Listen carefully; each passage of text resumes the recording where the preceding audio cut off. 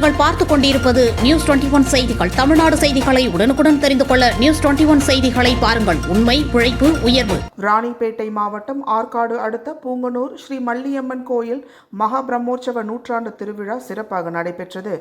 இந்த நிகழ்ச்சிக்கு கிராம நாட்டாமைதாரர்கள், கோவில் தர்மகர்த்தா நாகலிங்கம், ஜோதி, விழா அமைப்பாளர் ராமமூர்த்தி ஆகியோர் தலைமையில் சிறப்பாக நடைபெற்றது. இதில் சிறப்பு அழைப்பாளராக ஊராட்சி மன்ற தலைவர் அம்பேத்கர், ஊராட்சி மன்ற துணைத் தலைவர் சுமதி ஏழுமலை ஆகியோர் கலந்து கொண்டு சிறப்பித்தனர்.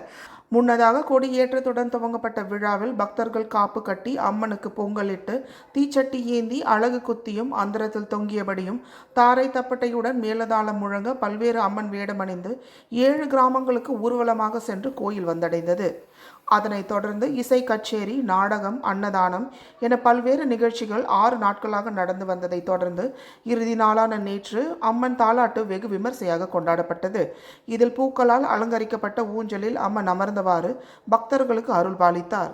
இதில் பொதுமக்கள், பக்தர்கள் என 1000க்கும் மேற்பட்டோர் கலந்து கொண்டு சிறப்பித்தனர். இறுதியில் கார்த்தி அனைவருக்கும் நன்றி தெரிவித்தார். நியூஸ் 21 மாவட்ட செய்தியாளர் பாஸ்கர்.